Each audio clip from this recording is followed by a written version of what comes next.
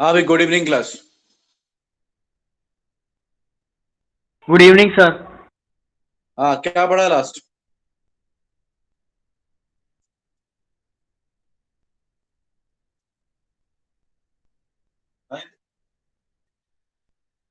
क्या टॉपिक पढ़ा था लास्ट?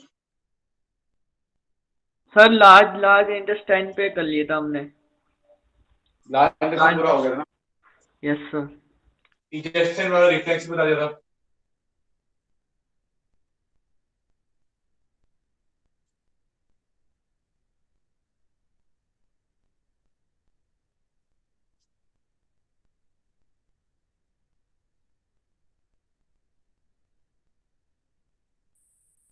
ओके, आइए बात करते हैं न्यूट्रिशन की।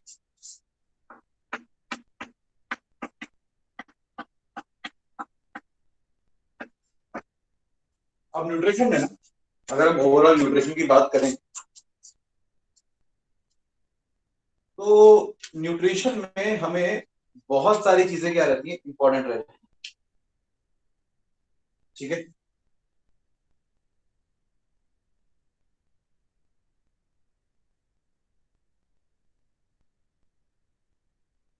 तो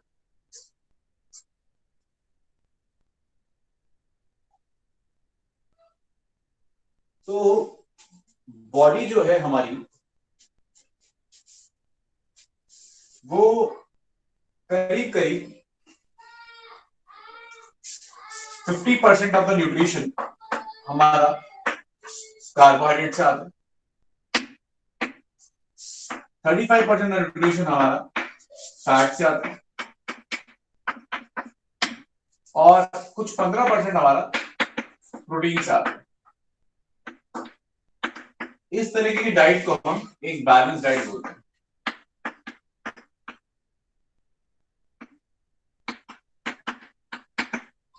इसके साथ साथ हमें चाहिए होते हैं आयंस एंड विटामिन।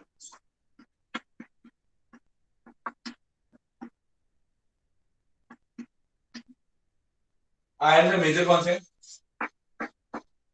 कुछ मैक्रो है, जैसे कि सोडियम, पोटासियम, क्लोरीन। ठीक है ना, ये मेजर आयंस हो गए। कैल्शियम भी। कुछ माइनर में आ जाएंगे, जैसे कोबाल्ट, आयरन, सिलीनियम, एक्सेट्रा। ठीक है ना, ये सब माइनर, ये ज्यादा चाहिए, थोड़े से कंपैरेटिवली कम चाहिए। ठीक है। वाइटामिन, वाइटामिन भी दो तरह के क्या देंगे, फैट सॉल्युबल,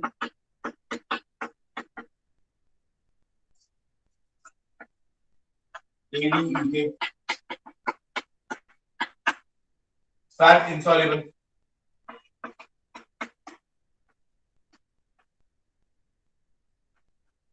डीआईसी। यहाँ पे साथ में एक एक्सेप्शन है, वाइटामिन बी12। सॉरी, यहाँ पे आएगा। तो या तो फैट सॉल्युबल बोल दो, या वाटर वाटर इनसॉल्युबल बोल दो, या फैट इनसॉल्युबल बोल दो और वाटर सॉल्युबल बोल दो। तो ये है आपका ओवरऑल बैलेंस डाइट के अंदर। आपको आयंस भी चाहिए, वाइटामिन भी चाहिए, न्यूट्रिशन भी चाहिए, और सारी चीजें मिलाकर, एक्चुअली ये सारी चीजें मिलाकर, एक्चुअली ऐसे बोलेंगे, ये सारी चीजें मिलाकर के बनती है बैलेंस डाइट।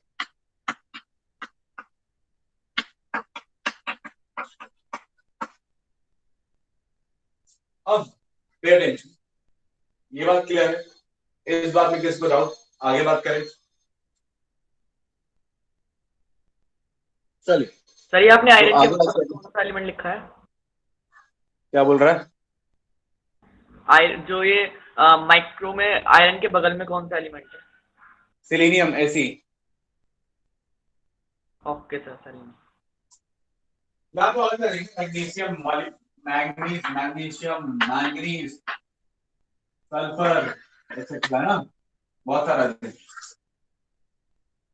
चलिए आगे बात करते हैं।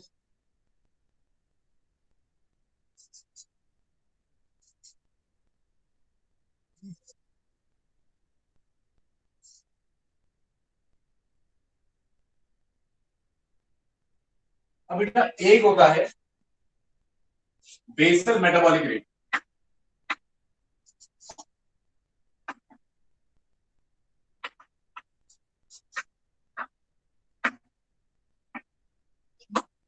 क्या बुलाते हैं बीएमआर। बेटा ये होता है आपका करीब करीब 1600 किलो कैलोरी पर डे। मतलब अगर तुम दिन में कुछ भी नहीं कर रहे, सिर्फ आराम ही कर रहे हो, कोई खास काम नहीं कर रहे, फिर भी तुम्हारी बॉडी को एनर्जी चाहिए। मैं बॉडी के बेसिक फंक्शन होंगे ना, digestion, respiration, excretion, nervous system, endocrine, ये सारे काम तो चलेंगे। तो अगर आप कोई काम नहीं कर रहे, फिर भी तुम्हारी बॉडी को कुछ किलो कैलोरीज ऑफ एनर्जी चाहिए। और ये कुछ किलो कैलोरीज कितनी है? 1600 किलो कैलोरीज है। अब सवाल ये पैदा होता है कि हम कितना अमाउंट में कार्बोहाइड्रेट, प्रोटीन खाएं कि हमें ये एनर्जी पूरी हो जाए। तो आपको बताएं कि आपको किस रेशियो में खाना है। मतलब 50% आपकी डाइट कार्बोहाइड्रेट होनी चाहिए, 35% आपकी प्रोटीन प्रोटीन सॉरी फैट्स होने चाहिए, और 15% प्रोटीन होने चाहिए आपकी डाइट में। ठीक है ना? तो जितने मतलब आप जितने प्रोटीन ले रहे हो उसके डबल आपको फैट लेना होता है, और जितना फैट ले रहे हो उससे 1.5 टाइम्स आपको कार्बोहाइड्रेट लेना होगा। ये नॉर्मल प्रोसीजर है। अब इन सब से हमें एनर्जी कितनी मिलती है, आइए बात करते हैं। एक टर्म होता है कैलोरीफिक वैल्यू।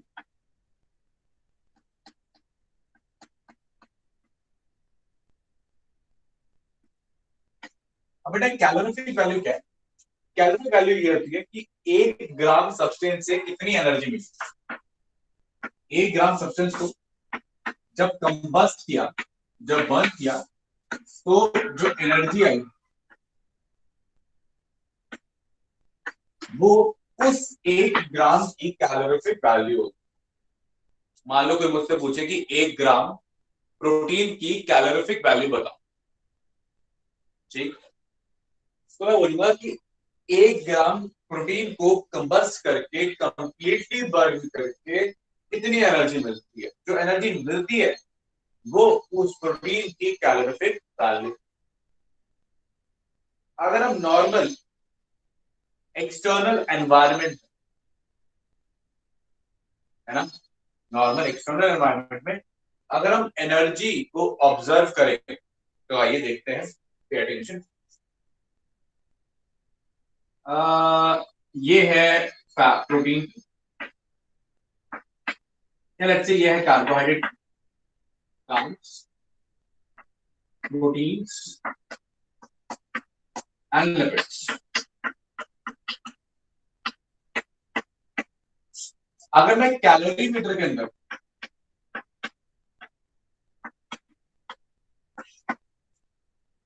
ठीक है ना इनकी एनर्जी बताऊं, तो कार्बोहाइड्रेट पर ग्राम एनर्जी मिलती है हमें 4.65 किलो कैलोरी पर ग्राम। मतलब 1 ग्राम कार्बोहाइड्रेट को अगर हमने कंप्लीटली कंबस्ट किया तो 4.65 किलो कैलोरी पर ग्राम एनर्जी मिली। मतलब किलो, मतलब 1 ग्राम को हमने कंबस्ट किया तो 4.65 किलो कैलोरी एनर्जी मिली। यही मैंने अगर 1 ग्राम प्रोटीन को कंबस्ट किया तो मुझे मिलती है 4.1 किलो कैलोरी पर ग्राम। ठीक है, अच्छा एक सेकंड, माइंड करोगे, एक सेकंड। यहां मिलती है 4.1, यहां मिलती है 5.6। मतलब प्रोटीन की एनर्जी 5.65 किलो कैलोरी है पर ग्राम, कार्बोहाइड्रेट की 4.1 है। मतलब कार्बोहाइड्रेट की कम है, प्रोटीन की क्या है, ज्यादा है। ठीक है, वही लिपिड्स की 9.45 है किलो कैलोरी पर ग्राम। 4.41 कार्बोहाइड्रेट, 5.65 प्रोटीन्स एंड 9.45 आपका हो गया लिपिड्स। ठीक, कोई डाउट? अब आगे बात करते हैं। अब बात कर रहे हैं कि आखिरकार ये तो हुआ कैलोरीमीटर में, एक्सटर्नल एनवायरनमेंट में। बॉडी के अंदर काफी सारी एनर्जी कंज्यूम हो जाती है रेस्पिरेशन में, ठीक है ना। तो वो जो एनर्जी कंज्यूम हो गई सब मिला के बॉडी में एनर्जी कम मिलती है, उसे बोलते हैं फिजियोलॉजिकल वैल्यू।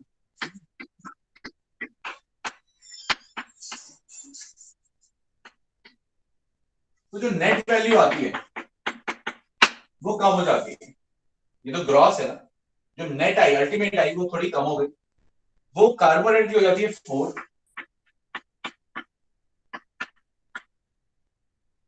प्रोटीन के लिए 4 की 4 ही रहती है, मतलब 5.65 से 4 हो गई, काफी कम हो गई। लिपिड्स के लिए 9.45 की जगह 9 हो जाती है।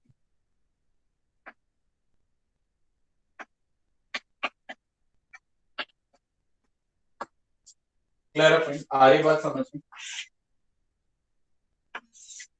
तो ये है आपका एनर्जी चार्ट कि किससे कितनी एनर्जी मिल रही है। तो आप देख सकते हैं कि आपको प्रोटीन से, बॉडी के अंदर प्रोटीन और कार्बोहाइड्रेट से सेम अमाउंट ऑफ एनर्जी मिलती है, लिपिड से 9, मतलब डबल से भी थोड़ी ज्यादा एनर्जी मिलती है। मतलब लिपिड की कैलोरीफिक वैल्यू सबसे ज्यादा क्या है, हाई। क्लियर, आ रही बात समझ में।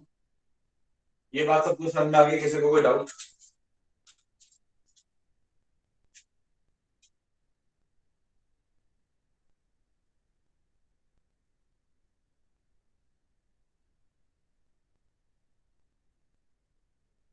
चलिए, ये आपको समझ में आ गया, तो आगे बात करते हैं।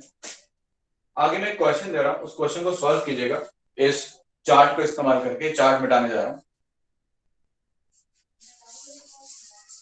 कोई अभी भी लिख रहा हो तो बता दो, मिटा दें इसको। Yes sir. फिजियोलॉजिकल वैल्यू के नीचे क्या लिखा है? किसके नीचे बेटा,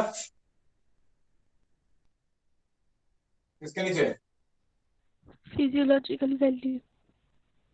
बेटा नेट लिखा है, नेट, एनईटी नेट होता है ना, gross income, net income. Gross salary आई, उसमें फिर कुछ टैक्स, कुछ डिडक्शंस कर दिए, फिर वो नेट आई। Net is ultimate one, finally आ गई।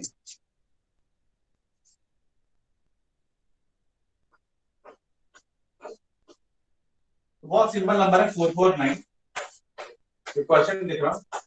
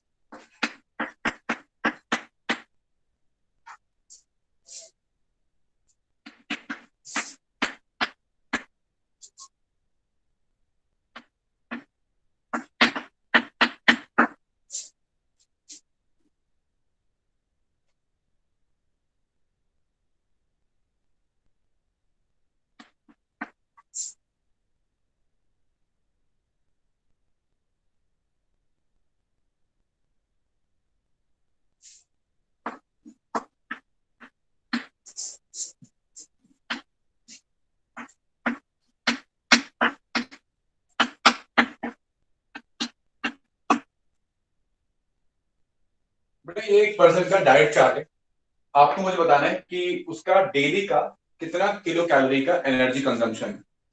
ठीक है, इसको फटाफट से सॉल्व कीजिएगा, और जब आंसर आ जाए तो मुझे बताइएगा। अब वहां मुझे आवाज लगाइएगा, मैं खुद पूछ लूंगा। ठीक है, इसे सॉल्व कीजिए।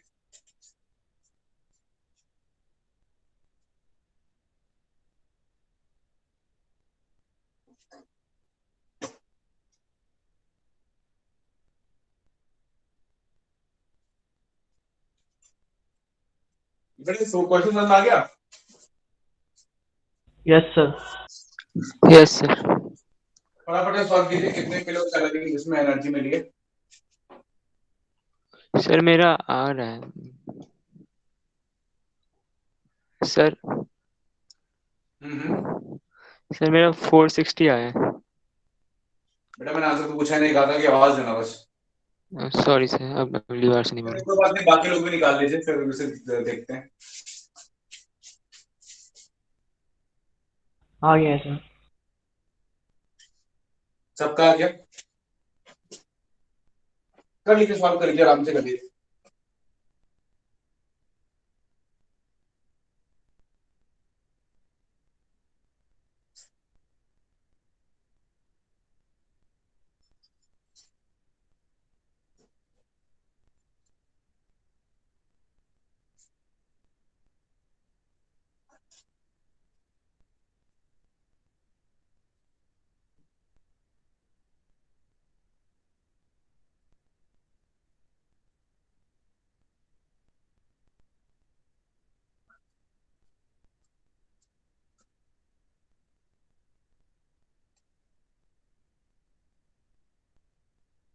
हाँ जी बेटा, हो गया? क्या यस क्या सर। आंसर है सब लोगों हो गए? एक का 460 आया, बाकियों का सर मेरा गलत आया था सर। सर 770। 770 सर और 760। 760 और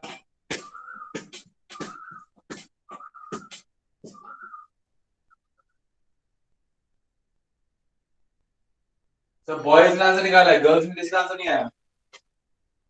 सर 770 आया है। 770 आया है। और बाकी बाकी बॉयज एंड गर्ल्स?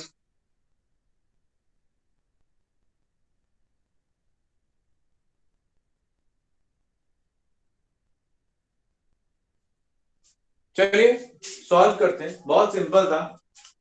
जहां फैट है वहां पे आपने 9 से मल्टीप्लाई करना है, जहां शुगर है कार्बोहाइड्रेट है वहां पे आपने 4 से मल्टीप्लाई करना है, और जहां प्रोटीन है वहां पे भी आपने 4 से मल्टीप्लाई करना है। तो 10 ग्राम बटर है, 10 ग्राम बटर का मतलब फैट, फैट जो होती है 9 किलो कैलोरी वाली, ये आ जाएगा 9 into 10 that is 90 kilo calorie. 20 gram sucrose, sucrose होती है कार्बोहाइड्रेट, मल्टीप्लाई करेंगे 4 से, 4 into 20 कितना हो जाएगा 80।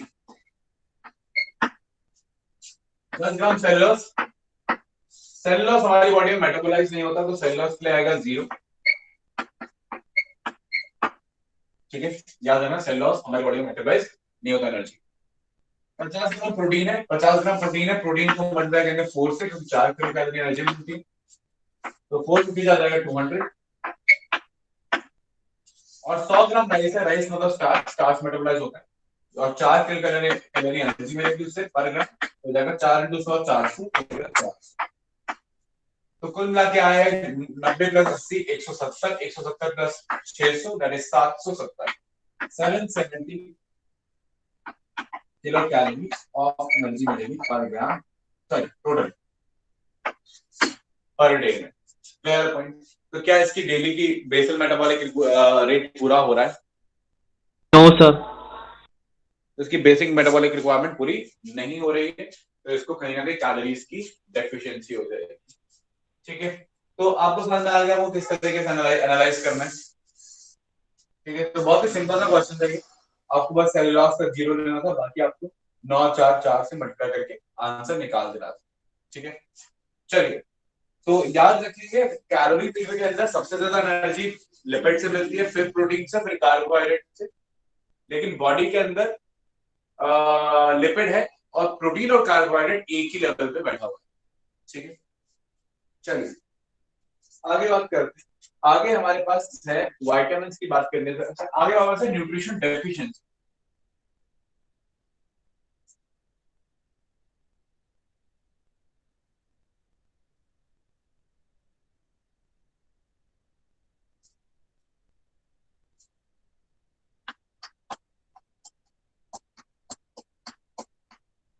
न्यूट्रिशनल डेफिशिएंसी की बात करता है।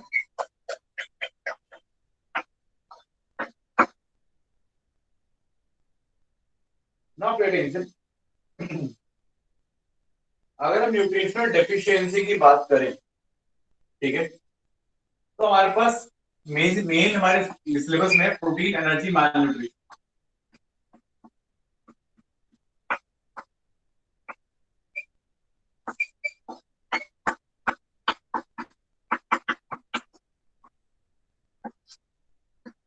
प्रोटीन एनर्जी माल न्यूट्रिशन, जिसको हम प्यार से कुपोषण भी बुलाते हैं। सुना होगा आपने कुपोषण, जिसमें प्रॉपर प्रोटीन, देखो जिसमें प्रॉपर प्रोटीन की क्या हो जाती है, कमी हो जाती है।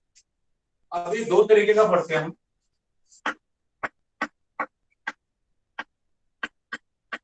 क्वाशियोर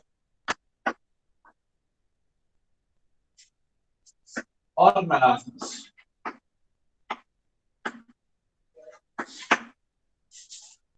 मैं एक डायग्राम बनाया था, फिर आपको बता दूंगा कि इसमें इन दोनों में क्या डिफरेंस है। एक रफ डायग्राम बना रहा हूं मैं, कार्टून बना रहा हूं एक्चुअली, तो आपको समझ में आ जाएगा कार्टून से।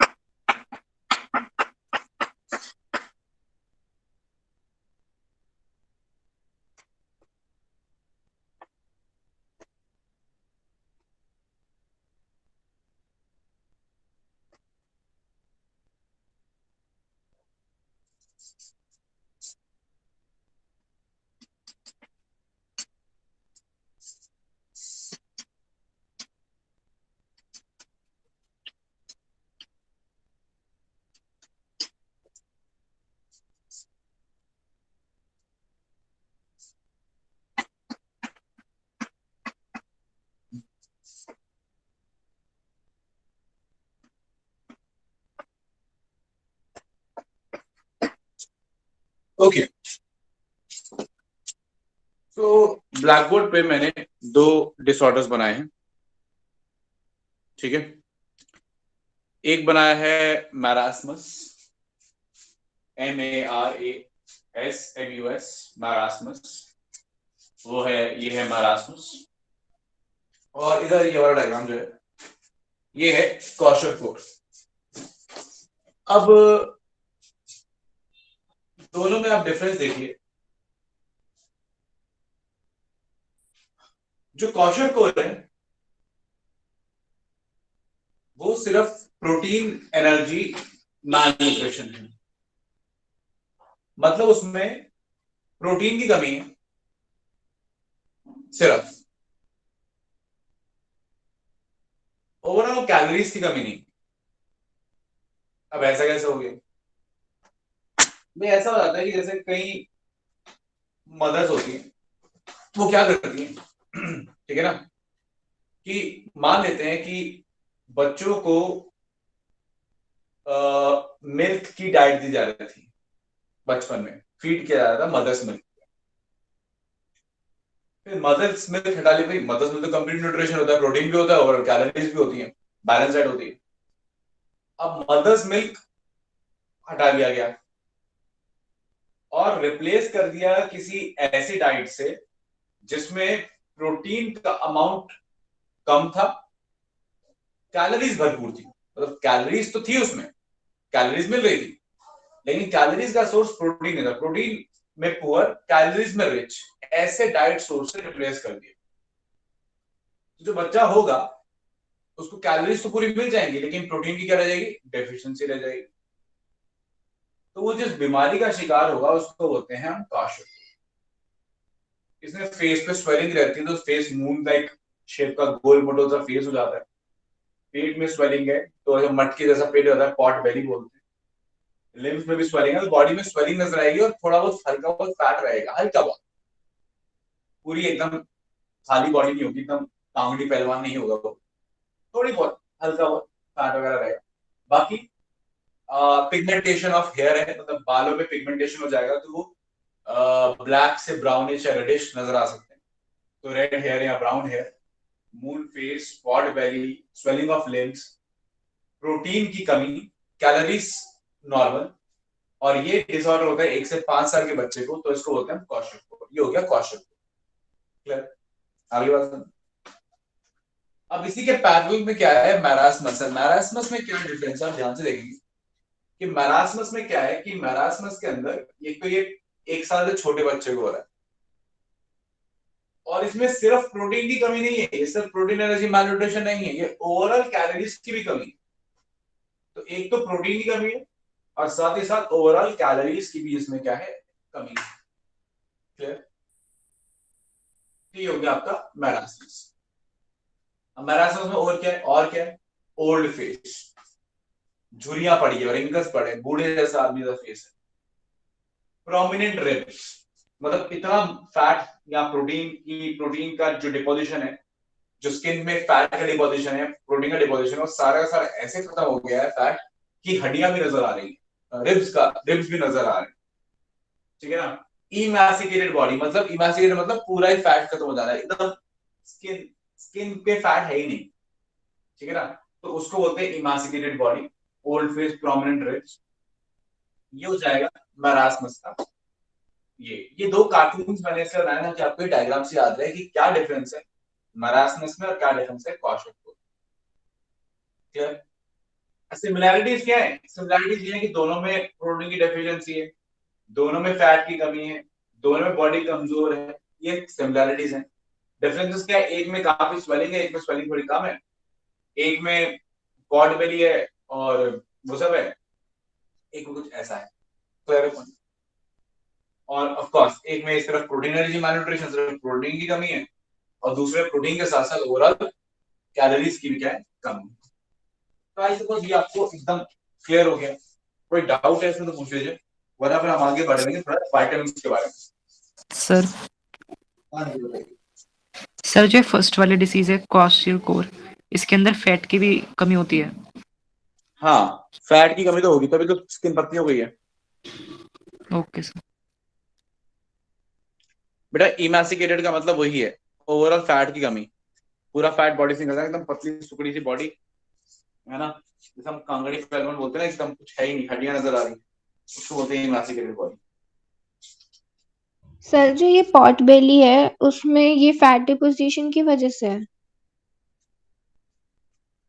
नहीं, पॉट बेली जो है वो स्वेलिंग है, वो टिश्यू फ्लूइड के जो आसपास चला गया, ठीक है ना, उसकी वजह से वो ब्लॉटिंग है या टिश्यू फ्लूइड आसपास जाने की वजह से, वो फैट का डिपोजिशन नहीं है। Okay sir. फैट, वो पॉट बेली मूल फेस फैट नहीं है, वो स्वेलिंग है। ठीक है? सर मून फेस का मतलब क्या होता है? अरे गोल मटोल चेहरा, गोल मटोल सा चेहरा। चांद सा रोशन चेहरा नहीं क्या तू समझ रहा मून से इसका मतलब ऐसा है। ये गोल मटोल से मतलब है, गोल मटोल।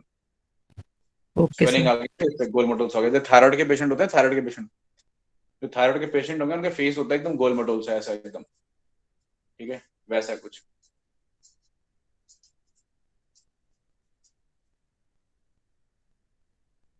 सर ये वाली जो डिसीजेज है ये क्योर हो जाती है?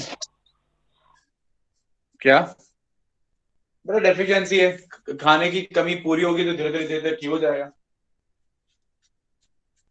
टाइम अच्छा। लगता है। हाँ सर जो 5 ईयर से ज्यादा के हैं उसे ये डिजीज नहीं होगा? अरे ऐसा नहीं है, वो एक ऐसे रेंज दी है कि इस उम्र में जनरली ऑब्जर्व किया जाता है। वो ऐसा नहीं कि 5 साल 1 दिन का हो गया या 5 साल 6 महीने का हो गया तो अब नहीं हो सकता, ऐसा नहीं है। वो एक ऐसी रेंज दी है जनरल। सर मैं कह रहा हूँ 6 ईयर या कोई 15 ईयर का उसे हो सकता है ये? बेटा वो इतनी देर ये रहेगा तो आगे बच्चा बढ़ेगा ही नहीं ना, वो इतने में यस आगे बढ़ बढ़ के डेथ हो जाती है, माल न्यूट्रिशन है, कुपोषण है, लोग मरते हैं इससे, बच्चे मरते हैं इससे।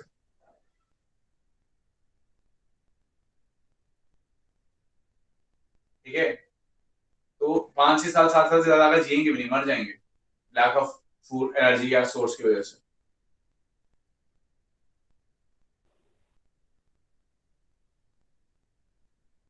Got it. Yes sir.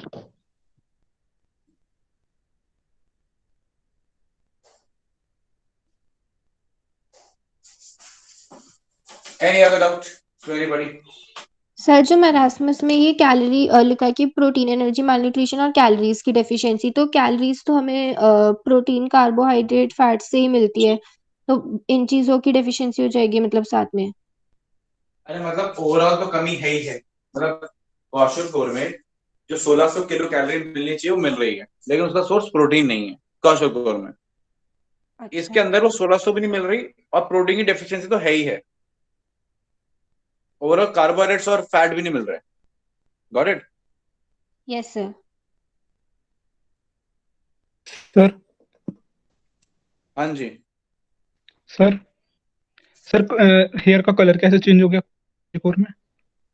बेटा क्या होता है कि आपका जो बाल है ना उसके अंदर जो रिएक्शंस हो रही हैं, चीजें हो रही हैं, वो पिगमेंट रिस्पॉन्सिबल है मिलाने में। अब बॉडी में कई चीजों की डेफिशिएंसी की वजह से वो पिगमेंट का फॉर्मेशन उसमें नहीं रहेगा, तो बालों का कलर जो है वो ऐसा एक ऑब्जर्व किया गया, पिगमेंटेशन लॉस की वजह से वो ब्लैक कलर लॉस होने लगता है, वो एक्चुअली ब्राउनिश होने लगता है। ब्राउन से थोड़ा और लॉस जाएगा तो रेडिश या रेडिश ब्राउन की कलर में ऑब्जर्व होने लगेगा, वो एक्चुअली लॉस ऑफ पिगमेंट्स है। पिगमेंट्स तो फैट से बनेगी, तो और बहुत सारी चीजें चाहिए होती हैं, तो बॉडी में न्यूट्रिशन की कमी की वजह से ऐसा हो जाता है। सर कौन से पिगमेंट से होता है ये? मतलब बेटा पिगमेंट तो बॉडी में कलर स्किन कलर के लिए एक ही है, मिलान, मेन पिगमेंट वही है, ठीक है ना। उसी के अमाउंट में हमारे स्किन का कलर और बाकी चीजें मतलब डिफाइन होती हैं। उसकी बहुत सारी वेराइटीज हैं अलग अलग जगह पे। हाँ, उसमें से एक वेरिएंट होगा, मिलानिन का ही वेरिएंट होगा। अब एग्जैक्ट क्या वेरिएंट है वो मुझे मालूम नहीं, कि मिलानिन का वेरिएंट है। Okay sir.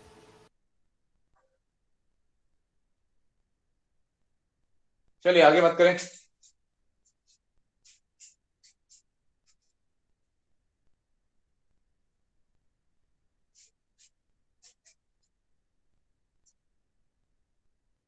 आगे बात डिसऑर्डर।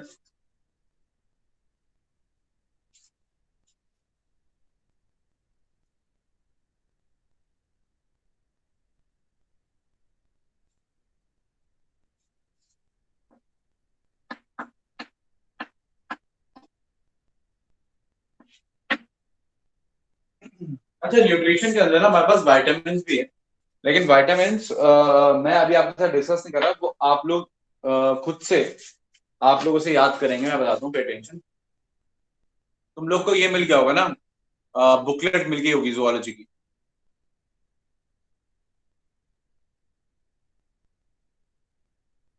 जुआलॉजी की बुकलेट मिल गई है।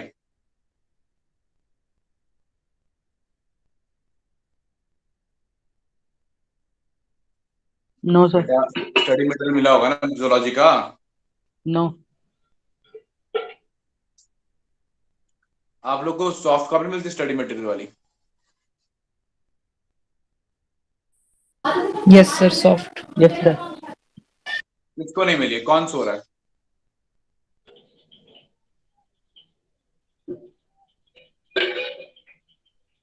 हैं?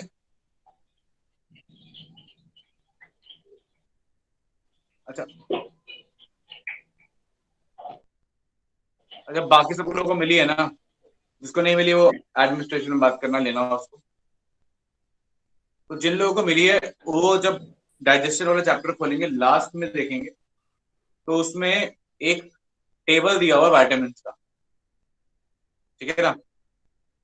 अब उस टेबल में से आपको क्या याद करना है बताता हूँ। विटामिन, जैसे विटामिन ए है, विटामिन ए का नाम है रेटिनॉल। तो विटामिन ए का नाम क्या है वो आपको याद करना है, ठीक है? जिसका नाम है रेटिनॉल। फिर आपको याद करना है उसका डेफिशिएंसी डिसऑर्डर, कि उसकी डेफिशिएंसी से क्या हो जाता है। जैसे कि विटामिन ए रेटिनॉल की डेफिशिएंसी से नाइट ब्लाइंडनेस या जीरो ऑफ्थैल्मिया हो जाता है, ठीक है?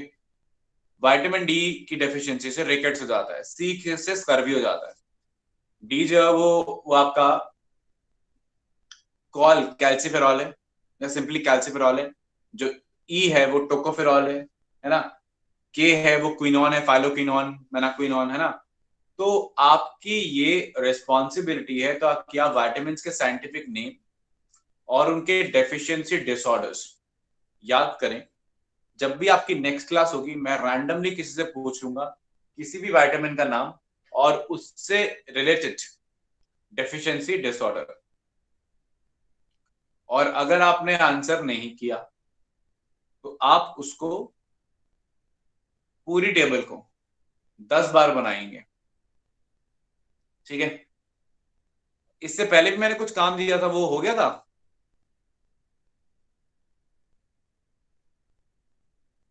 सर जो सेकेंडरी मेटाबोलाइट्स थे वो सुने थे आपने? जिन्होंने नहीं सुना थे उन्होंने, उनको मैंने वो दिया था लिखने के लिए, वो उन्होंने लिखा था इंपोजिशन।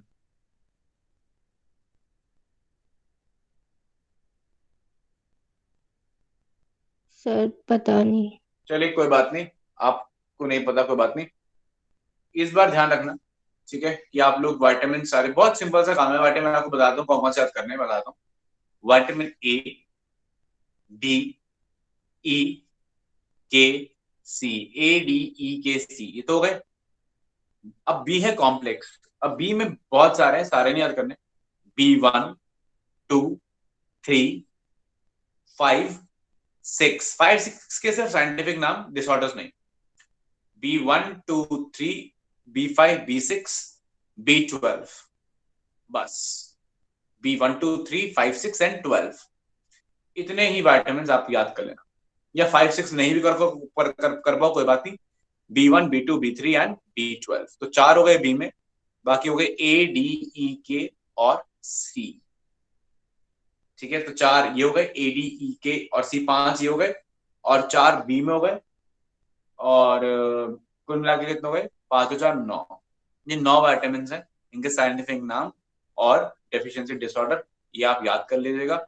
नहीं कर सकते तो बहुत ही बढ़िया, अभी भी कोई टाइम नहीं बिगड़ा, ठीक है? थोड़ा सा एफर्ट डालेगा, हो जाएंगे, लिख लिख के प्रैक्टिस कीजिएगा, आ जाएंगे, ठीक है ना? चलिए अब मैं बात करता हूँ कुछ दूसरे डिसऑर्डर्स की जो आपके एनसीईआरटी में दिया हुआ है, जो डाइजेस्टिव से रिलेटेड है। आइए सबसे पहले हम डिसऑर्डर्स के को लिख लेते हैं, फिर मैं वन बाय वन सबके बारे में बता देता हूँ, ठीक है?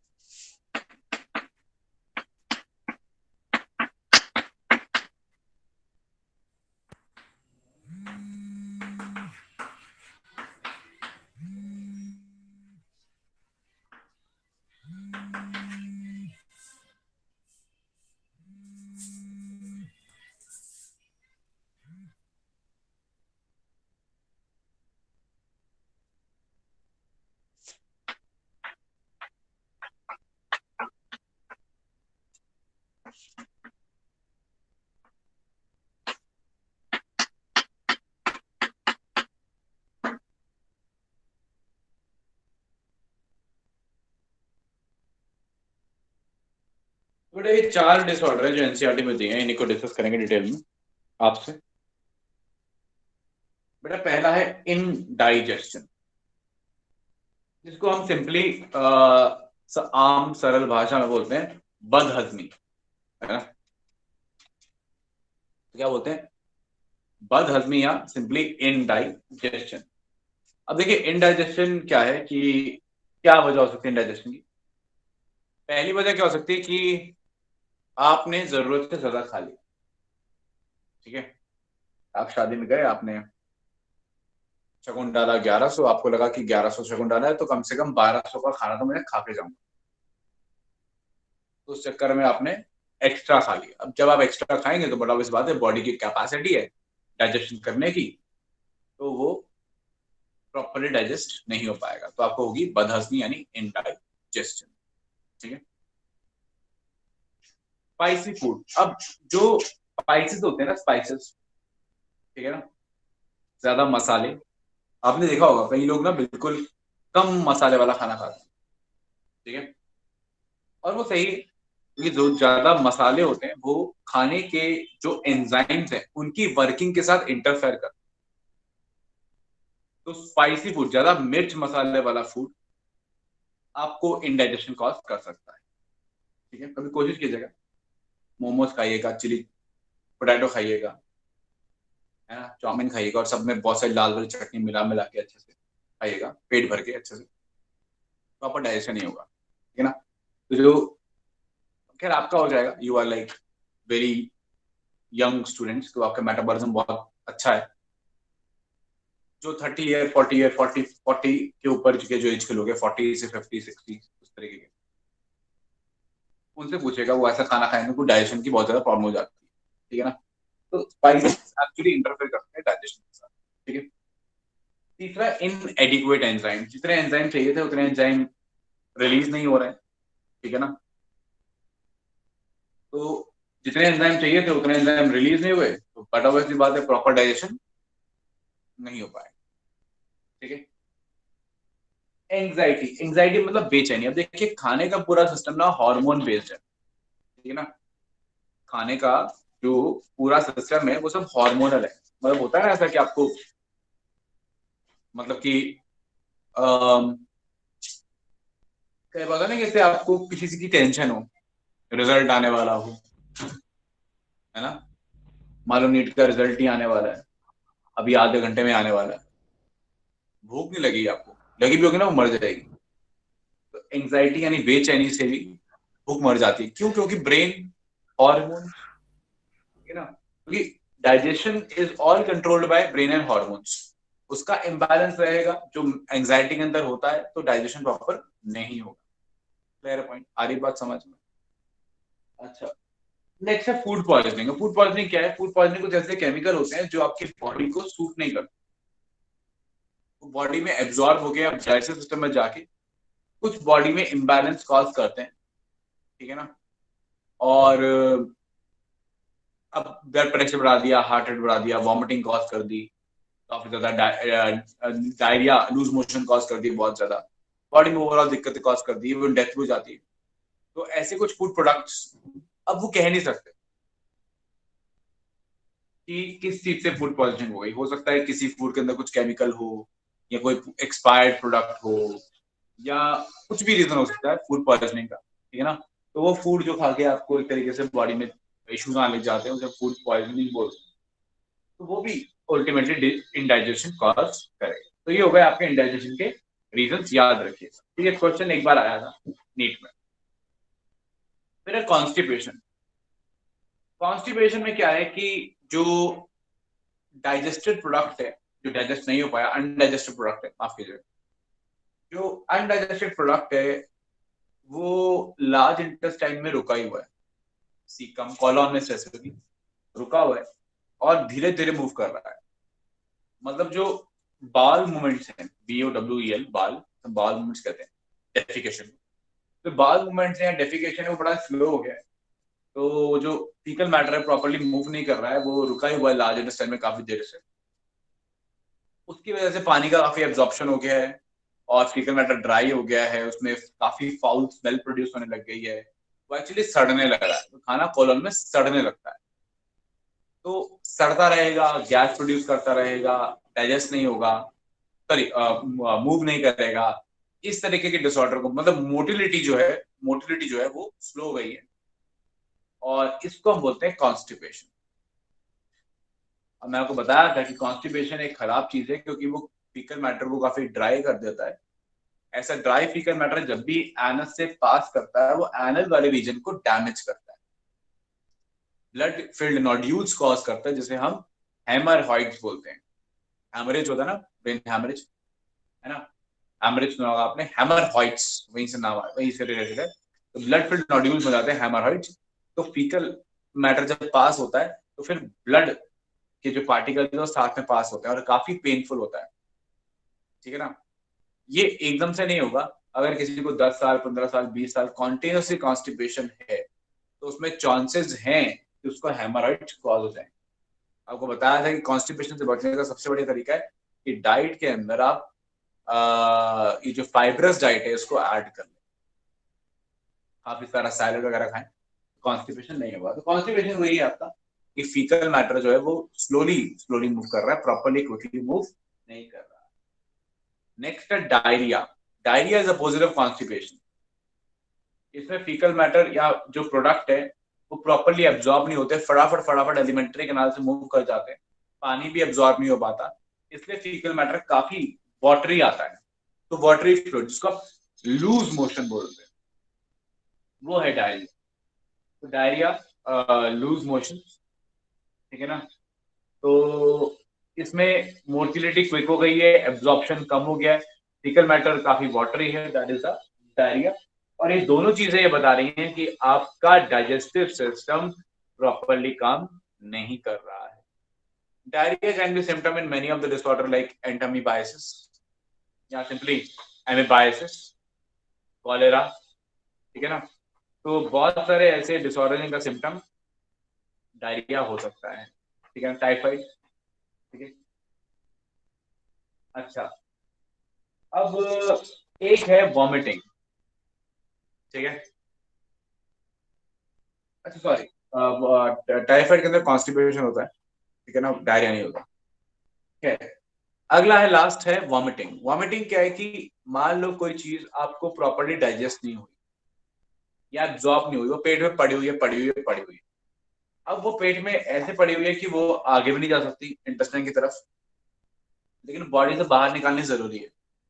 तो बॉडी उस चीज को स्टमक से फोर्सफुली बाहर निकालेगा, पुश करेगा, और स्टमक से एब्डोमिनल प्रेशर लगेगा, ये वाली मसल्स एब्डोमिनल पे पुश करेंगी, काफी फोर्स लगेगा, और वो चीज उछल के ओरल कैविटी के थ्रू बाहर आ जाएगी, ठीक है। और एक बार आएगी तो फिर और भी चीजें जितनी भी हैं स्टमक की वो सारी आएंगी, तो स्टमक की एम्पटिंग हो जाएगी, एम्पटिंग ऑफ स्टमक हो जाएगा, और मतलब प्रोडक्ट ऑफ स्टमक जो है वो माउथ के थ्रू या ओरल कैविटी के थ्रू बाहर आएंगे, इसको हम बोलते हैं वॉमिटिंग। अब वॉमिटिंग एक्चुअली कंट्रोल करता है मेडुला ऑब्लोंगाटा। तो वॉमिटिंग रिफ्लेक्स होता है, जैसी एक्चुअली आपके मेडुला ऑब्लोंगाटा में एक वॉमिटिंग सेंटर है, जैसे ही सेंटर स्टिमुलेट होता है आपकी एब्डोमिनल की मसल्स फोर्सफुली कॉन्ट्रैक्ट करती है, और स्टमक के प्रोडक्ट्स ओरल कैविटी से बाहर आ जाते हैं, ये सिस्टम। अब वो मेडुला ऑब्लोंगाटा किसी मर्जी वजह से स्टिमुलेट हो जाए, मेनली स्टिमुलेट होता है कि मान लो कि पेट में कुछ ऐसा है कि जो डाइजेस्ट नहीं हो पा रहा है या प्रॉपर नहीं हो पा रहा है, ठीक है ना। तो उस केस में क्या आ जाएगी, वॉमिटिंग सेंटर स्टिमुलेट हो जाएगा और गैस्ट्रिक कंटेंट्स बाहर आ जाएंगे, दैट इज वॉमिटिंग। क्लियर है पॉइंट, आ रही है बात समझ में। तो एक टर्म है डिहाइड्रेशन। डिहाइड्रेशन हम बोलते हैं in the context of add कर देते हैं, भाई मान लो किसी को डायरिया भी हो रहा है साथ में वॉमिटिंग भी हो रही है, तो उसे बोलते हैं डिहाइड्रेशन। कॉलेरा एक डिसऑर्डर है जिसे हैजा बोलते हैं, उसमें बैक्टीरिया विब्रो कॉलेरा जो आपकी बॉडी में आता है, तो डिहाइड्रेशन होता है, मतलब कि उल्टियां भी होती है और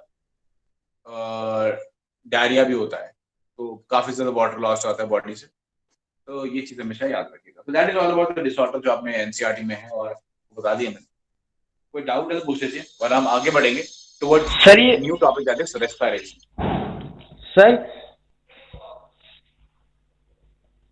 सर ये वोमिटिंग के टाइम पर स्टमक के अंदर एससीएल तो आप लोग की आवाज नहीं होगा। आ रही, मैं एक बार रीजॉइन कर रहा हूँ, ठीक है। Okay sir.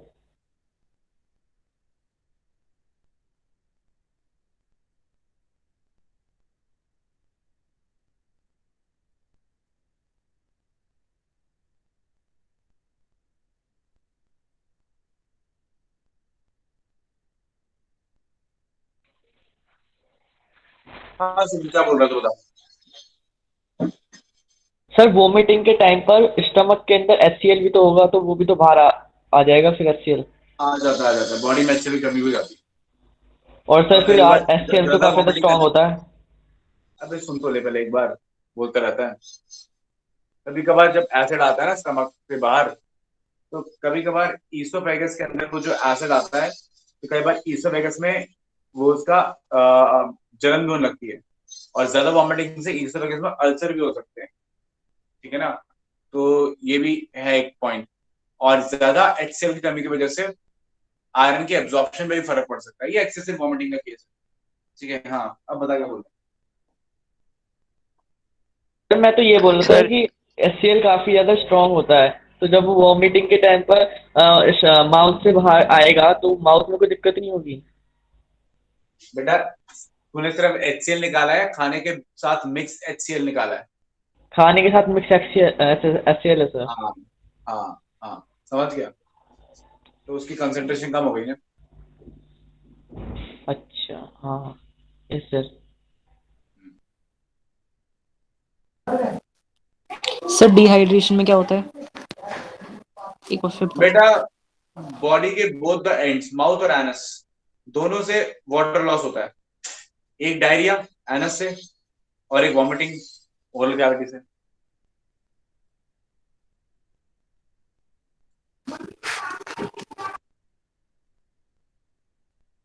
Sir sir vomiting के टाइम स्टमक फूड क्या सर फूड स्टमक के आगे क्यों नहीं जाता है? देखिए, स्टमक से आगे जाने के लिए पहली कंडीशन है कि स्टमक के अंदर जो डाइजेशन होनी है वो हो जाए। स्टमक में गया, यस पर डाइजेशन ही नहीं हो पा रही, तो क्या करेंगे? आगे भेज नहीं सकते, तो कहाँ भेजेंगे? मुंह से बाहर। समझा? सर ऐसा भी हो सकता है ना, अगर स्पिंक्टर ना खुला हो वहाँ का तो बाहर आ गया मतलब मुंह से। बेटा वो तो फिर अलग ही किस्म का डिसऑर्डर हो गया ना। फिर तो वो कभी वॉमिटिंग होती रहेगी, खाना कभी जाएगा नहीं, वो नहीं होता। Okay sir.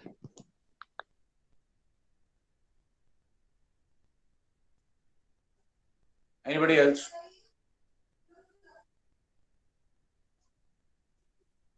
सर वो ईसोफेगस के अंदर पेरिस्टाल्टिक मूवमेंट भी तो होती है, तो और बेटा पेरिस्टाल्टिक मूवमेंट खाने को नीचे लाने के लिए है। जब नीचे से हाँ। धक्का मार के फूड ऊपर आ ही रहा है फोर्सफुली, तो फिर पेरिस्टाल्टिक मूवमेंट की जरूरत थोड़ी ना होगी। नहीं सर, तो पेरिस्टाल्टिक मूवमेंट जो है वो उसको अपोज भी तो करेगी। बेटा वो नीचे वाला फोर्स उतना ज्यादा है कि वो कुछ नहीं कर पाएगी। और पेरिस्टाल्टिक मूवमेंट हमेशा नहीं होती, जब तू स्वालो करता है तब होती है। 24 घंटे थोड़ा चल जाएगी पेरिस्टाल्टिक मूवमेंट। अभी जैसे तू मुझसे बात कर रहा है, अभी तेरी कोई पेरिस्टाल्टिक मूवमेंट नहीं चल रही। जब तू कुछ स्वालो करेगा तब चलेगी। Okay sir.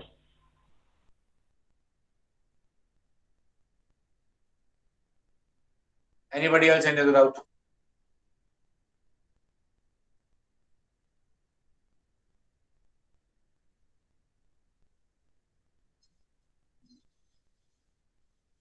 सर एक क्वेश्चन है। हाँ जी बोलो। सर ये पुट्रीफाइंग बैक्टीरिया क्या होता है? ये क्वेश्चन में था। पेट्रीफाइंग है पुट्रीफाइंग? सर PUT था। पुट्रीफाइंग? Yes sir. पता बेटा, आइडिया नहीं है पुट्रीफाइंग। गूगल करके देख लो क्या मतलब है, मुझे बताइए थोड़ा हिंट। पुट्रीफाइंग PUT आ रही? Yes sir. सर हो सकता है स्पेलिंग बैक्टीरिया, एरर हो सर।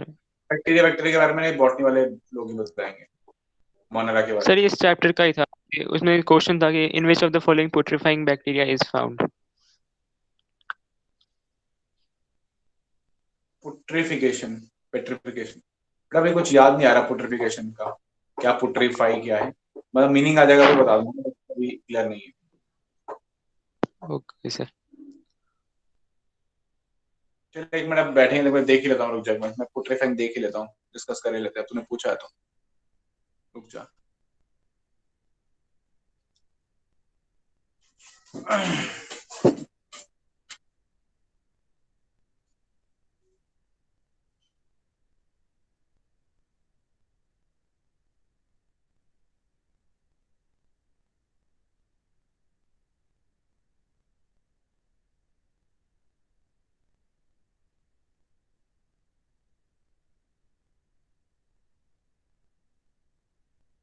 हाँ बेटा वही मतलब है, मतलब कि वही वही मतलब है कि पुटरी में मैं बता रहा ना कि वही डेड एंड डिकेइंग, सड़ने वाला सड़ा वाला कि जो डिग्रेड करे, ठीक है ना, जो खाने को डिग्रेड करे, सड़ाए, वही आपका एक तरीके की इक्वल ही हो गया। ओके सर, तो सर इसका आंसर कोलोन हो जाएगा। हाँ, caecum and colon. Okay sir. हाँ जी, एनी अदर डाउट किसी को? सर जब सोडियम का एब्जॉर्प्शन होता है स्मॉल इंटेस्टाइन में तो ग्लूकोज का जाना जरूरी क्यों होता है? सोडियम का एब्जॉर्प्शन जिस चैनल से हो रहा है वो है ही ऐसा ट्रांसपोर्टर, वो है ही को ट्रांसपोर्टर, वो सोडियम ग्लूकोज कपल ट्रांसपोर्टर है, ठीक है ना। तो वहां जाएंगे तो दोनों जाएंगे वरना एक भी नहीं जाएगा। Okay sir. Anybody sir else? Anxiety के लिए जो हॉर्मोन्स रिस्पॉन्सिबल होंगे और जो डाइजेशन के लिए होंगे वो दोनों अलग अलग नहीं होंगे, मतलब सिस्टम तो एक ही होगा फिर भी। हाँ, वो बात ठीक है कि नहीं, वो कहीं ना कहीं रिलेटेड रहते हैं, ठीक है ना। देखो मैं तुम्हें बताता हूँ, कभी ऐसा हुआ है इशिका राणा तुम्हारे साथ कि तुमने बड़ा ही टेस्टी पेट भर के खाना खाया हो और तुम्हें बड़ा अच्छा अच्छा हैप्पी हैप्पी फील हुआ हो? हाँ सर, होता ही जब रहता है। पेट भरा होता है तो अच्छा लगता, अच्छा। और जब पेट खाली होता है, भूख लगी होती है, तो गुस्सा भी आता है ना। कभी कभी। मत वो एड बता दे स्निकर की कि जब स्निकर यस सर। नहीं, जब तुझे गुस्सा आता है तो स्निकर खा ले, ऐसा कुछ स्निकर्स की भी याद आती है कि भूख लगता है तो एकदम वैसा एग्रेसिव हो जाता है, ऐसा कुछ है ना। तो ये होता है बिकॉज एक्चुअली गुस्सा, हैप्पीनेस और खाने खाने की स्ट्रैटेजी मैं आपको बताता हूँ। गुस्सा, ठीक है ना, हैप्पीनेस, लव, खाने की पीने खाना खा लिया उसकी सेटिस्फैक्शन, प्याज बुझ गई उसकी सेटिस्फैक्शन एंड सेक्सुअल सेटिस्फैक्शन। ये जितने सारे डिजायर्स एंड सेटिस्फैक्शन हैं, इन सबके लिए कहीं ना कहीं पे एक ब्रेन का पार्ट रिस्पॉन्सिबल है, इसको हम बोलते हैं हाइपोथैलेमस। तो इन सबसे कहीं ना कहीं हाइपोथैलेमस रिलेटेड है, और हमारी बॉडी में जो भी चीज होती है ना, वो सिर्फ न्यूरल नहीं होती। हाइपोथैलेमस जो ब्रेन का पार्ट है ना, it is always neural endocrine. जो कॉम्प्लेक्स चीजें हैं ना सारी, हंगर, प्यास लगना, भूख लगना, प्यास मिटना, भूख मिटना, वैसा वाला, ये सब हार्मोनल एंड न्यूरल दोनों है, तो बोलते हैं न्यूरो एंडोक्राइन। तो जो आपका स्टमक की फुलफिलमेंट है, ठीक है ना, वो जब फुल रहेगा तो एक कुछ ऐसे हार्मोन्स रिलीज होंगे जो आपको हैप्पीनेस कॉज करेंगे, डोपामिन वगैरह, सेरोटोनिन भी।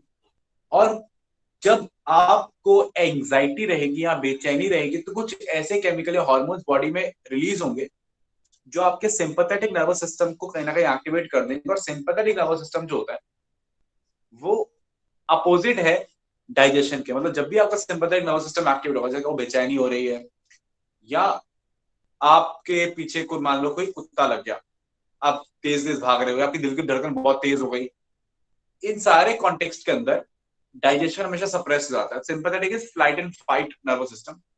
जब भी वो एक्टिवेट होगा, आपका सिंपैथेटिक एक्टिवेट हुआ तो पैरासिम्पैथेटिक गोज डाउन, और पैरासिम्पैथेटिक जो वाला जो है वो आपके डाइजेशन के लिए क्या है, रिस्पॉन्सिबल है। और ये सारा हार्मोनल के कंट्रोल से होता है। तो ये रहता है हमेशा कि एंजाइटी, बेचैनी या सिंपैथेटिक नर्वस सिस्टम जब भी एक्टिवेट होगा, डाइजेशन आपका इंटरफेयर होगा, प्रॉपर्ली डाइजेशन नहीं हो पाएगा। Got it? Yes sir. Sir anybody else? हाँ सर जी। वो जो वाटर आयंस वगैरह होते हैं इनका जो एब्जॉर्प्शन होता है वो पूरे लार्ज इंटेस्टाइन में होता है, सिर्फ सिग्मोइड कोलोन में होता है? बेटा वाटर और आयंस का एब्जॉर्प्शन पूरे एलिमेंट्री के नाम में होता है, buccal cavity, stomach, small intestine, large intestine, सब जगह होता है, ठीक है ना। ज्यादा वो रेक्टम में या कोलॉन के एंड वाले पार्ट में होता है, सिग्मॉइड कॉलम, सॉरी रेक्टम कह रहा हूँ, तो सिग्मॉइड कॉलम लास्ट वाला पार्ट में थोड़ा ज्यादा होता होगा in comparison to large intestine, बाकी मैक्सिमम स्मॉल इंटेस्टाइन में रहेगा, लेकिन होता हर जगह ही है। Okay sir. Anybody else? Any other doubt? Sir sir maximum large intestine में होता है ना? स्मॉल इंटेस्टाइन बेटा, जेजुनम। सर ओ सर जो वाटर का एब्जॉर्प्शन होता है वो तो लार्ज इंटेस्टाइन में होता होगा ज्यादा। क्या? सर वाटर का एब्जॉर्प्शन तो लार्ज इंटेस्टाइन में होता होगा ज्यादा। किसने बोला? सर 9th या 10th में पढ़ा था मैंने। नहीं, सबका एब्जॉर्प्शन, सारा मेजर एब्जॉर्प्शन किसी भी चीज का हो स्मॉल इंटेस्टाइन जेजुनम में मैक्सिमम होता है। हाँ, जितनी चीजें लार्ज इंटेस्टाइन में एब्जॉर्ब हुई, मान लीजिए सोडियम हुआ, पोटेशियम हुआ, विटामिन हुए, आयंस हुए, वाटर हुआ, उन सब में वाटर सबसे ज्यादा, ये है point। 5 चीज हुई ना, उन 5 में सबसे ज्यादा क्या हुआ, सबसे ज्यादा एब्जॉर्प्शन लार्ज इंटेस्टाइन में हो रहा है, करेक्ट। Yes sir.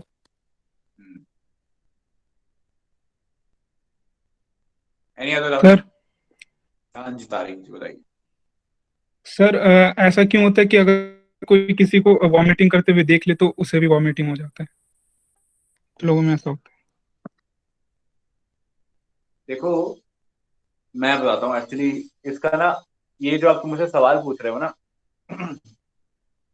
इन सवालों के कोई लॉजिकल, सॉरी, कोई डायरेक्ट जवाब नहीं है। जैसे फिजिक्स का होता है ना कि ये होता है तो ये क्यों होता है, उसको कोई ऐसा कोई जवाब नहीं है। हम बस लॉजिक्स पुट फॉरवर्ड कर रहे हैं कि ऐसा रीजन रहता होगा। देखो, ये जो है ना मिमिक्री, मैं तो बताता हूँ, अगर तुम ह्यूमन एवोल्यूशन को देखते जाओ, कि एम्फीबियंस में देखो कि रंग बदल लेते थे, एनवायरमेंट देखा, कलर बदल लिया, जैसा एनवायरमेंट वैसा कलर कर लिया। अभी चलते चलते चलते चलते चलते आप हमारे अंदर भी देखोगे कि अगर कोई सामने से कोई चीज कर रहा होता है, हम उसे इजिली कॉपी कर लेते हैं। किसी ने एक एक्शन किया, हम भी उस एक्शन को कॉपी कर लेते हैं। मंकीज में भी होता है, हम भी कर लेते हैं, हमें भी आता है करना। तो ये नेचर में ही रहा है, ठीक है ना। तो वॉमिटिंग किसी को आप देख रहे हो, ठीक है, तो उससे वॉमिटिंग रिफ्लेक्स स्टिमुलेट, एक्चुअली क्या है ना कि जो मेडुला ऑब्लोंगेटा का वॉमिटिंग सेंटर है, वो किसी भी वजह से अगर स्टिमुलेट हो गया, ठीक है ना, जैसे कई लोगों को क्या होता है ना, जब आप बहुत ज्यादा घूमते घूमते घूमते हो, आपका जो ईयर का फ्लूइड है वो भी घूमता घूमता घूमता है, आपकी बॉडी को बोलता है कि फोर्स इधर जा रही है ना, फोर्स इधर लगानी है, आपकी बॉडी को फोर्स चाहिए नहीं होती है। अब उस तरीके से कई बार आपका स्टिमुलेट हो जाता है वॉमिटिंग सेंटर, तो वॉमिटिंग हो जाती है, ठीक है ना। और किसी भी वजह से आपका वॉमिटिंग सेंटर जो है स्टिमुलेट हो जाएगा, तो वॉमिटिंग हो जाएगी। हो सकता है कि जब कोई किसी को वॉमिटिंग करते हुए देख रहा है, ठीक है ना, तो वो एक क्या कहते हैं ना, एक अजीब सी जो फीलिंग है ना, वो मन में आई, और उस फीलिंग की वजह से कुछ सर्टेन हार्मोन्स रिलीज हुए जिन्होंने ट्रिगर कर दिया वॉमिटिंग सेंटर को, और आपको भी क्या होने लग गई, वॉमिटिंग होने लग गई। तो उस तरीके का सिनेरियो, इन सब चीजों की कोई डायरेक्ट कोई एग्जैक्ट एप्लीकेशन नहीं है, हम सिर्फ लॉजिकल रीजंस पुट फॉरवर्ड कर सकते हैं, ठीक है।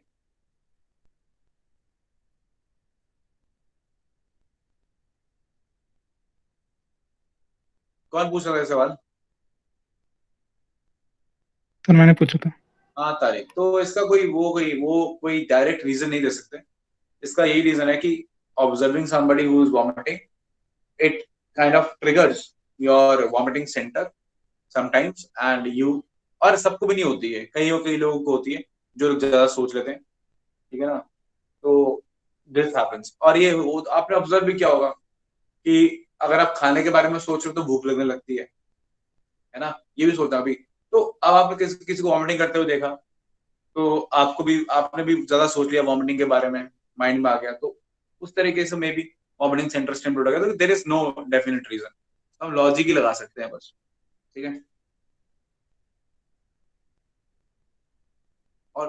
जो भी रीजन आपको मिलेंगे आसपास भी, आप इंटरनेट पे सर्च करेंगे या कहीं भी सर्च करेंगे, वो जो भी रीजन मिलेंगे वो सारे के सारे ऐसे ही ऐसे ही लॉजिक्स पे बेस्ड ही होंगे, कोई एग्जैक्ट आंसर नहीं होगा इसका।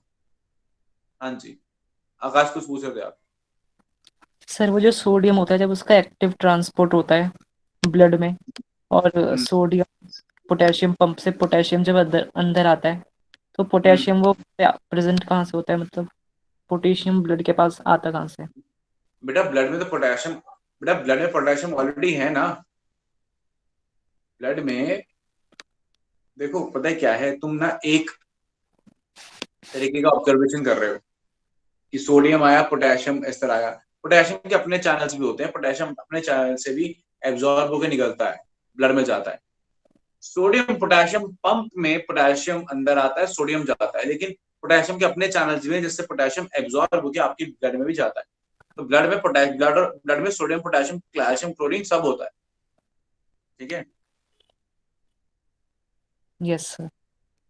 समझ गए? सर जो एक्टिव ट्रांसपोर्ट की वजह से सर जो सोडियम का कॉन्सेंट्रेशन सेल में कम हो रहा था, क्योंकि उसको पंप से सेल से बाहर भेज रहे थे, तो वो ब्लड में ही भेज ठीक रहे है, थे। हाँ जी, ब्लड या आसपास tissue fluid. Okay sir. Anybody else, any other doubt?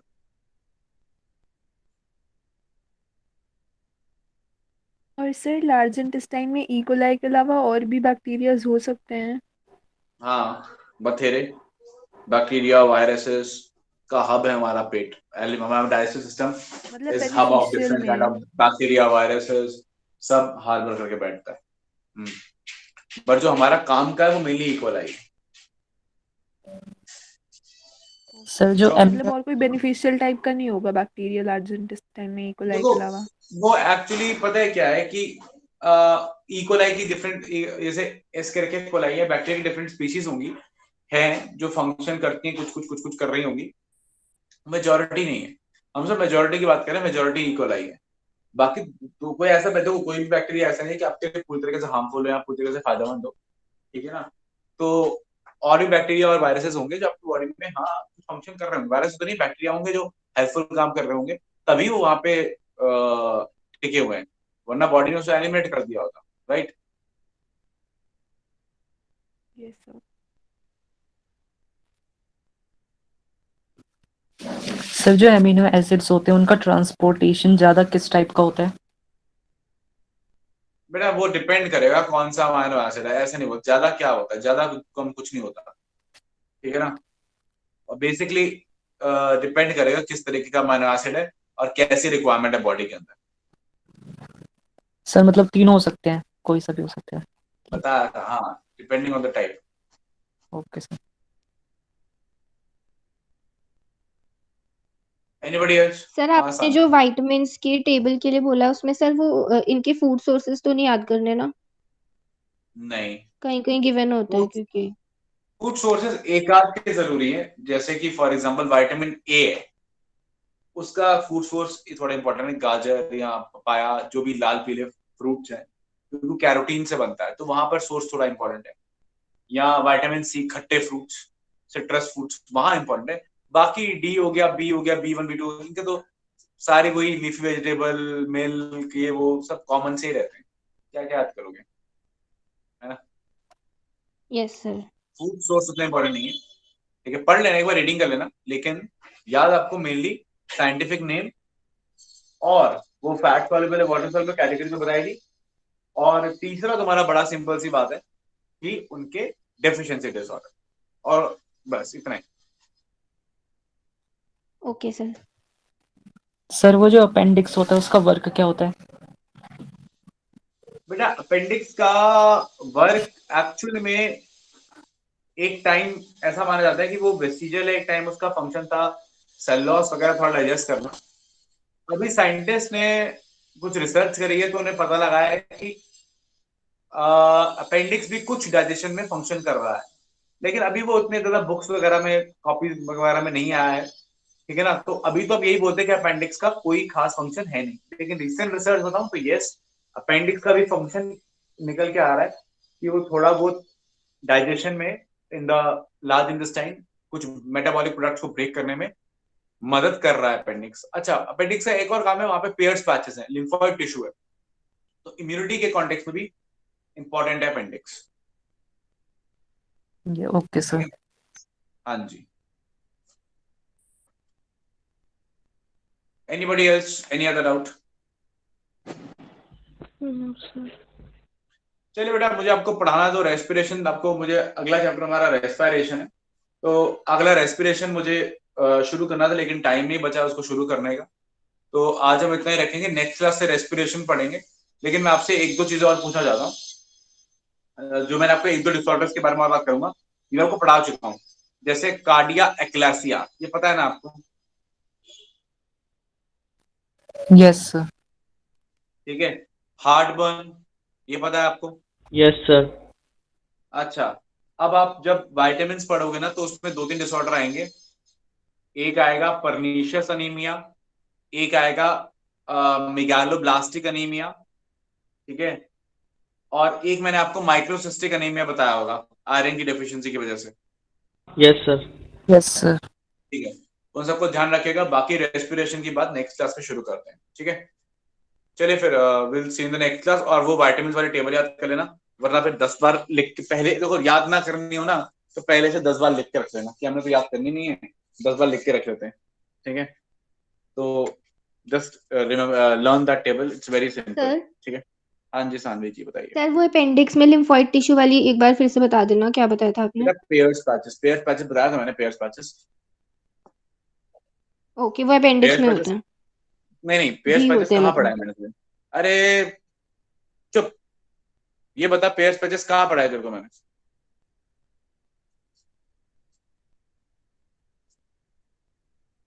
Notes बनाए तूने? हाँ नोट्स तो सारे बना रखे हैं सर, पेयर्स पेयर्स पैचेस याद पैचेस नहीं आ ढूंढ, रहे। पेयर्स पैचेस ढूंढ, कहाँ पढ़ाया था मैंने? बाकी लोग भी ढूंढ, पढ़ाया था मैंने pairs patches, sir small white board पढ़ा। इंटेस्टाइन और अपेंडिक्स में। हाँ, स्मॉल इंटेस्टाइन में पढ़ाए थे पेयर्स पैचेस, व्हाइट बोर्ड पे क्लास हुई थी ना जब तक बताए थे।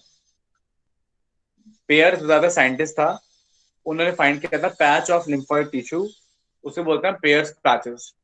तो पेयर्स पैचेस दो जगह होते हैं, एक स्मॉल इंटेस्टाइन में, इलियम में, ठीक है, मेनली, और एक मिलते हैं अपेंडिक्स में। ठीक है सानवी ओके जी? Yes sir. हाँ, एनी अदर डाउट किसी को?